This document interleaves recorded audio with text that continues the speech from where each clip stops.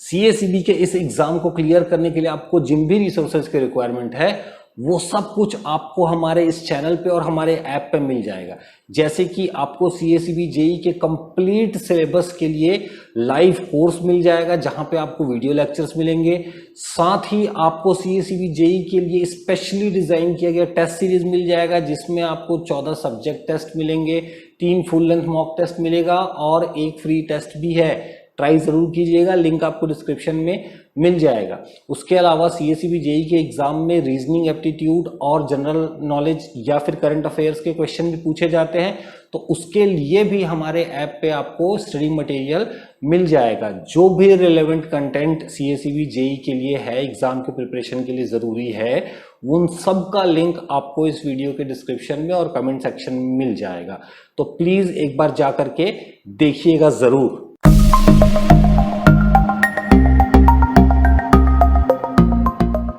और हमारे इस वीडियो सीरीज को जहां पे हम आपको सीएसीबी जेई के लिए एक्सपेक्टेड क्वेश्चंस दे रहे हैं, उनका सॉल्यूशंस दे रहे हैं, इस वीडियो सीरीज के प्लेलिस्ट को अपने दोस्तों के साथ जिनको इस वीडियो की रिक्वायरमेंट हो सकती है उनके साथ शेयर करना बिल्कुल भी ना भूलें। और साथ ही इसी तरीके के वैल्यूएबल कंटेंट्स के लिए आप हमारे इस चैनल को सब्सक्राइब जरूर कर लीजिएगा। आइए देखते हैं problem.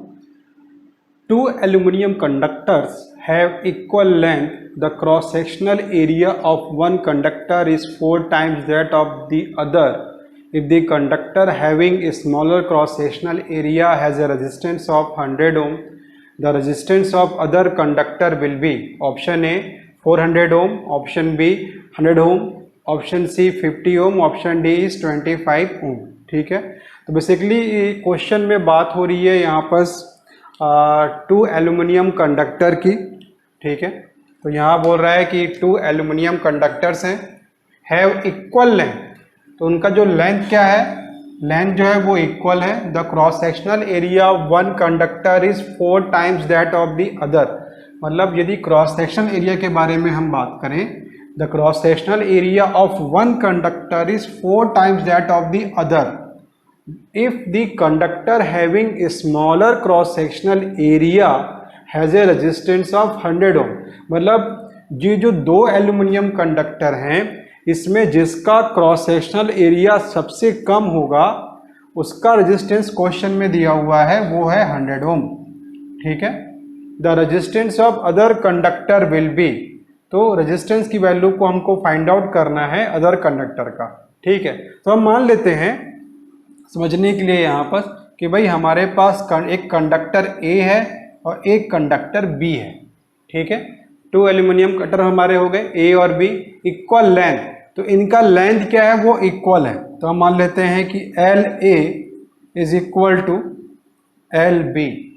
The cross sectional area of one conductor is 4 times that of the other.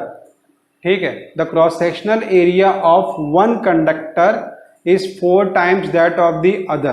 ठीक है, तो हम मान लेते हैं कि जो हमारा बी कंडक्टर है उसका जो क्रॉस सेक्शनल एरिया है वो 4 टाइम्स किसका है, एल्यूमिनियम कंडक्टर का। तो हम लिख लेते हैं the cross sectional area of the B conductor is 4 times the cross sectional area of the conductor ए।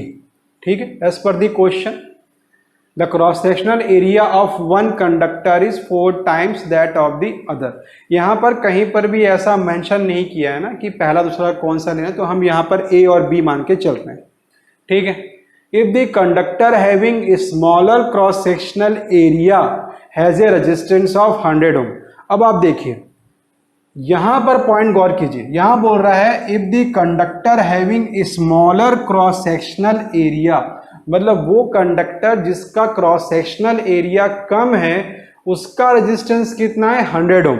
तो आप ये मुझे बताएंगे कि भाई दोनों में कंडक्टर ए और कंडक्टर बी में किसका क्रॉस सेक्शनल एरिया यहां पर कम होगा।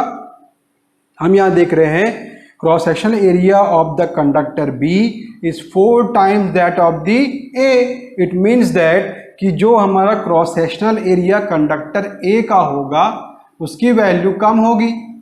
तो इसका मतलब हमारे पास क्वेश्चन में जो रेजिस्टेंस 100 ओम दिया हुआ है ये रेजिस्टेंस दिया हुआ है कंडक्टर ए का और वो दिया हुआ है 100 ओम।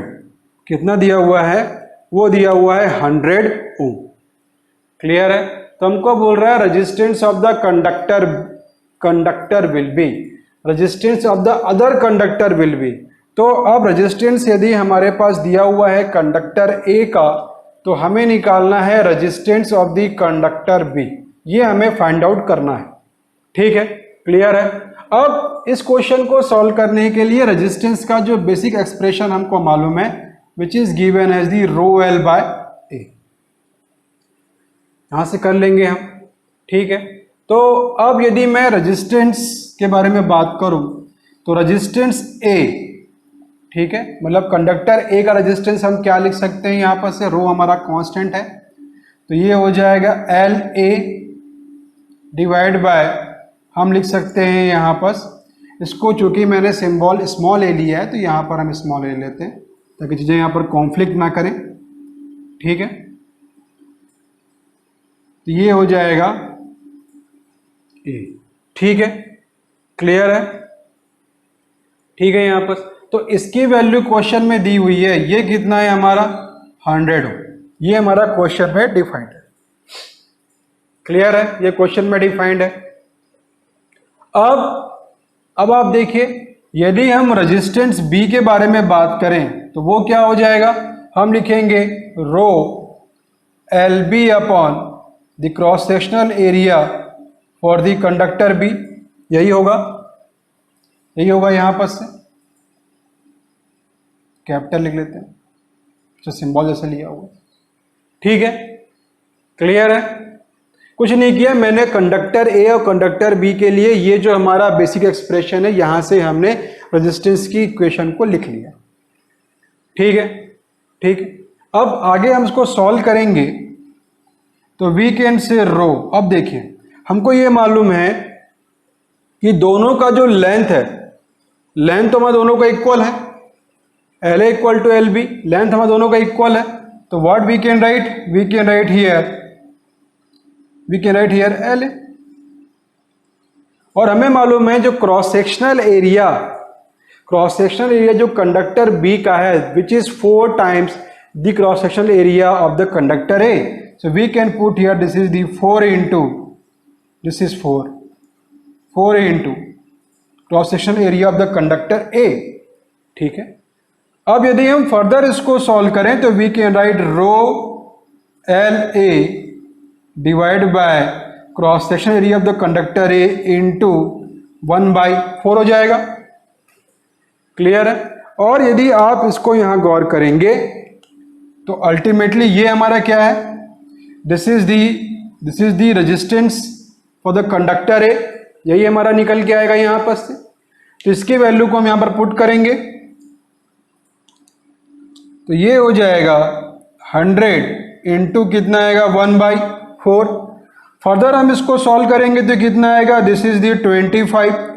तो ये आ गया रेजिस्टेंस बी 25 ओम।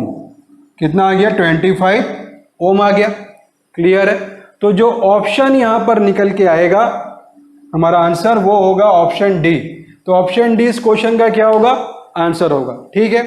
अगेन देखिए, देखने में ये क्वेश्चन थोड़ा सा आपको लेंदी लग रहा होगा, लेकिन ये जब हमने इसको सॉल्व किया तो बहुत ही इजी वे पे ये क्वेश्चन हमको सॉल्व हो गया। ठीक है? तो ऐसे कई क्वेश्चन एग्जामिनेशन में फ्रेम होते हैं, आप देखेंगे कि उसकी क्वेश्चंस की लेंथ ज़्यादा होती है। क्लियर है? लेकिन ऐसे क्वेश्चन जहाँ पर लेंथ ज़्यादा होती है वो सॉल्व करने में हमको और ईजी होता है, क्योंकि वहाँ पर जो कंटेंट होते हैं, जो फिगर्स होते हैं, जो डेटा होता है, वो ज़्यादा वहाँ पर प्रोवाइड किया होता है। तो ऐसे क्वेश्चन से घबराइएगा मत, इस क्वेश्चन को ध्यान से पढ़िए। इस प्रकार के क्वेश्चन यदि हमारे कॉम्पिटिटिव लेवल पर आते हैं, बेसिकली ए और जे लेवल एग्जामिनेशंस के लेवल पर, तो डेफिनेटली इस प्रकार के जो क्वेश्चंस होते हैं ये कॉन्सेप्चुअली अप्रोच से बहुत ईज वे में सॉल्व कर सकते हैं। वीकली फ्री टेस्ट ट्राई करना मत भूलिएगा, लिंक नीचे डिस्क्रिप्शन में है। और अगर आपको ये कंटेंट अच्छा लग रहा है तो लाइक जरूर कीजिएगा, शेयर कर दीजिएगा जिनको रिक्वायरमेंट हो सकती है, और साथ ही चैनल को सब्सक्राइब जरूर कर लीजिएगा।